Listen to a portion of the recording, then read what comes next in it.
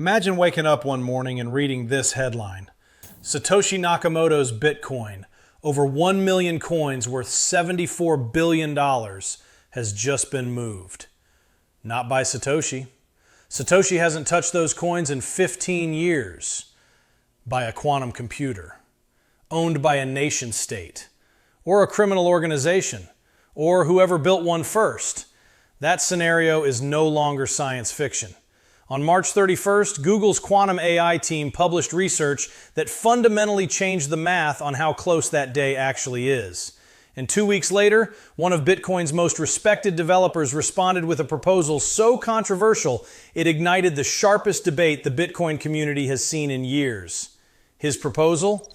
Freeze Satoshi's coins permanently before a quantum computer can steal them. I'm breaking down exactly what Google found, what this proposal actually does, why Bitcoin developers are at war over it, and what every single Bitcoin holder needs to know right now. Stay to the end. Because one solution on the table protects you today without a single change to Bitcoin's code. Let's start with what Google actually published, because the headlines got this wrong in both directions. Some said Bitcoin is doomed. Others said it's nothing to worry about. The truth is more important than either of those takes. On March 31st, 2026, Google's quantum AI team, working alongside researchers from Stanford, UC Berkeley, and the Ethereum Foundation, published a white paper titled Securing Elliptic Curve Cryptocurrencies Against Quantum Vulnerabilities. The central finding? Breaking the cryptography that secures Bitcoin could require fewer than 500,000 physical qubits. That is 20 times fewer qubits than Google's own estimate from 2019. To put that in plain English, the engineering blueprint for a machine that breaks Bitcoin just got 20 times smaller. Not because quantum computers got bigger, because the math got more efficient. Google's researchers found a smarter way to run the attack. Their circuits could execute in a few minutes on a superconducting architecture, fast enough to intercept an active Bitcoin transaction while it's still waiting to be confirmed. Now here's the important context. No quantum computer anywhere near this capability exists today. IBM's most advanced processor has 156 qubits. Google's Sycamore has 53. Getting to 500,000 physical qubits involves engineering challenges that experts believe are still years away. But here is why this paper changes everything regardless of timeline. Google has set a 2029 internal deadline to migrate all of its own systems to post-quantum cryptography. Corporations do not overhaul planet-wide infrastructure for a threat they don't believe is real. When Google says 2029, the crypto world has to ask one question: is Bitcoin ready? The answer right now is no. Before we get to the proposal, I want to be really clear about what is and isn't at risk, because most coverage conflates two completely different things. Bitcoin mining is not the threat. The proof of work system uses SHA-256 hashing. SHA-256 is quantum resistant in any practical sense. Forget that fear entirely. The real threat is wallet security. Specifically, the elliptic curve signature algorithm, ECDSA, that proves you own your Bitcoin when you spend it. Here's how it works. Every Bitcoin wallet has a private key and a corresponding public key. The security of the whole system rests on one assumption. You cannot work backward from the public key to find the private key. On a classical computer, that problem takes longer than the age of the universe. On a sufficiently powerful quantum computer running Shor's algorithm, it takes minutes. And here's the part most people don't know. Your public key is only exposed when you spend Bitcoin from an address. If you've only ever received into an address, your public key is invisible on-chain. A quantum attacker can't touch you. But early Bitcoin, coins from 2009, 2010, 2011, used a format called pay-to-public key, or P2PK. Those addresses permanently expose the public key every single day, sitting on the blockchain, waiting for a machine powerful enough to crack them. And the single largest collection of P2PK addresses belongs to one person, Satoshi Nakamoto. Let's put real numbers on this. According to data cited directly in BIP-361, the proposal I'm about to break down, as of March 1st, 2026, more than 34% of all Bitcoin in circulation has had its public key exposed on-chain.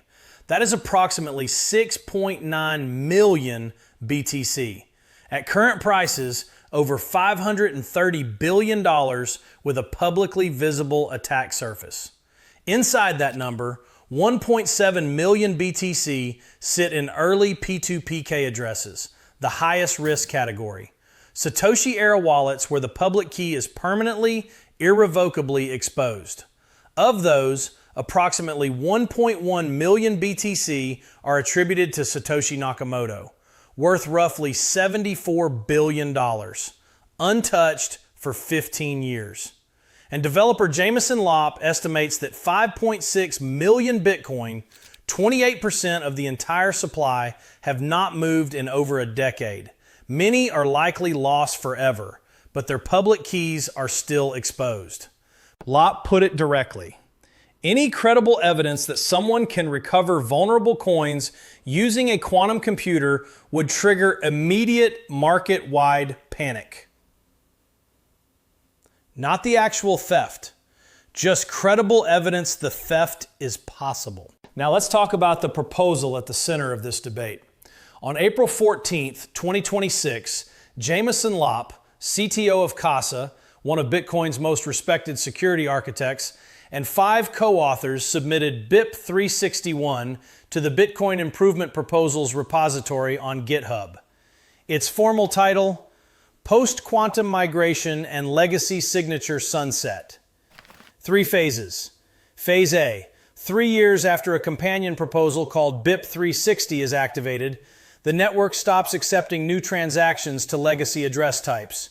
You can still move your Bitcoin out, but you can't send new money in. Phase B, 2 years after that, all legacy signatures are invalidated.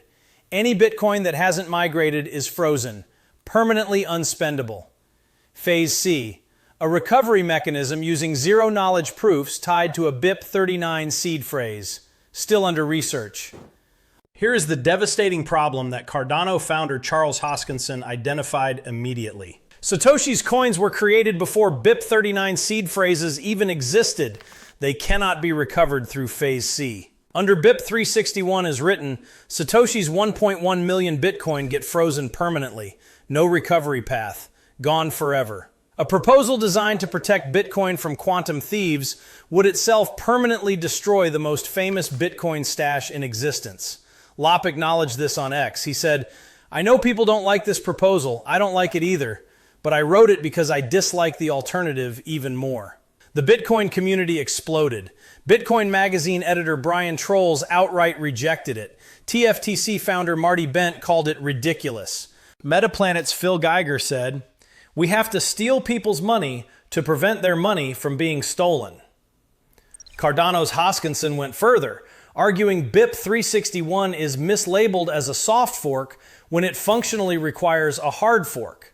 And Bitcoin's development culture has opposed hard forks for 17 years. Quick pause. If this is making you see Bitcoin security differently, hit like right now. It takes 1 second and it helps this channel reach more people who need to understand this before it becomes urgent. Subscribe with the bell. I'm covering every BIP-361 development the moment it happens. Okay, let's talk about the 3 solutions on the table, because one of them is available to every Bitcoin holder today. Here is what most coverage misses entirely. BIP-361 is not the only proposal. There are 3 distinct approaches being developed right now, and they represent completely different philosophies. Solution 1, BIP-361. Lopp's forced migration with a freeze deadline, 5-year timeline. Coins that don't migrate get frozen. The argument? Orderly, predictable, removes the honeypot before a bad actor can claim it. The problem? Your keys, your coins violated. A precedent that developers can freeze funds for any reason they define as protective. Solution 2. Adam Back's optional upgrade approach. Blockstream's CEO, who invented the proof-of-work concept Bitcoin is built on, spoke at Paris Blockchain Week on April 16th. His view? Build optional quantum-resistant features now. Keep it voluntary. Don't set forced freeze deadlines.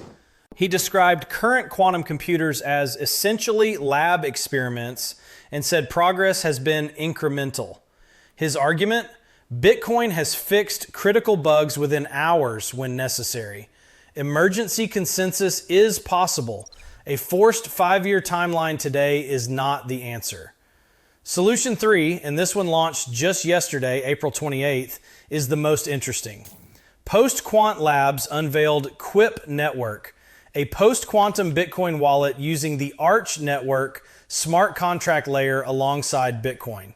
It adds Watts Plus signatures, Winternit's one-time signatures, a proven quantum-resistant cryptographic technique on top of Bitcoin's existing security. No soft fork, no consensus vote, no community argument needed. Any Bitcoin holder can use it today for high-value holdings. The trade-off? It's more expensive per transaction and the infrastructure is new, but it's real. It's live. And it works now. Let me answer the question you actually came here with. Is your Bitcoin safe? If you receive Bitcoin into a fresh address and have never spent from it, your public key is not exposed. You are not vulnerable. This covers most Bitcoin in modern wallets. If you hold on a centralized exchange like Coinbase or Kraken, reputable exchanges are already planning post-quantum migrations. Your exposure is their security, not your personal key. If you have ever spent Bitcoin from an address and left a remaining balance there, that address has exposed its public key. That balance is in the vulnerable category. This is why every modern hardware wallet generates a new address for every transaction. Never reuse an address. If you hold early Bitcoin, coins from 2009, 2010, or 2011, in the original wallet format from those years, those coins are in the highest risk P2PK category. The fix is straightforward. Move them to a modern address format. That removes them from the vulnerable category entirely. It would also prove you are Satoshi, which would be the most interesting news story of the decade. The practical steps today: use a modern hardware wallet. Never reuse an address. And for high-value holdings, the Quip wallet launched yesterday gives you quantum-resistant protection right now. No fork required. Here is the bottom line. Google's March 31st paper moved the quantum threat from theoretical someday to engineering problem with a known specification and a shrinking timeline. BIP-361, proposed April 14th, is the most controversial response Bitcoin has ever considered, and the community is deeply divided. No quantum computer capable of breaking Bitcoin exists today. The migration window is still open, but BIP-360's own co-author estimates a full Bitcoin post-quantum migration could take 7 years, and the governance battle over BIP-361 hasn't even started resolving. I want to leave you with one line from Google's paper. Their researchers wrote this directly. It is conceivable that the existence of early quantum computers may first be detected on the blockchain rather than announced. In other words, the first public proof that a quantum computer can crack Bitcoin might be Satoshi's coins moving. Not a press conference, not a research paper, just $74 billion suddenly flowing into unknown wallets. The time to understand this and act is now, not when it's urgent. If this video helped you see the risk clearly, share it with one Bitcoin holder who has never thought about quantum risk. That share cost you nothing and could matter a lot to them. I will be covering every BIP-361 development as it unfolds. Subscribe so you don't miss it. Stay sharp. See you in the next one.